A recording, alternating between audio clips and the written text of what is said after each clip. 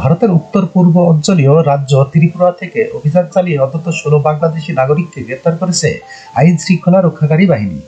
গত 48 ঘন্টায় এই বাংলাদেশিদের গ্রেপ্তার করা হয়েছে বলে রোববার ত্রিপুরা পুলিশ জানিয়েছে।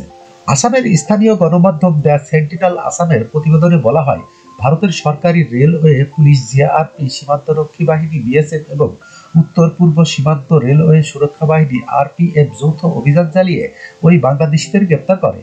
এতে বলা হয়, ওই বাংলাদেশিরা অবৈধভাবে ভারতে প্রবেশ করে। পরে ত্রিপুরার রেল স্টেশন থেকে তাদের গ্রেপ্তার করা হয়। বৃহস্পতিবার ধর্মনগর রেলওয়ে স্টেশনের ত্রিপুরা সুন্দরী এক্সপ্রেস ট্রেনে নিয়মিত তল্লাশির সময় এক নারী সহ 4 বাংলাদেশিকে আটক করে বিএসএফ ও আরপিএফ এর একটি দল।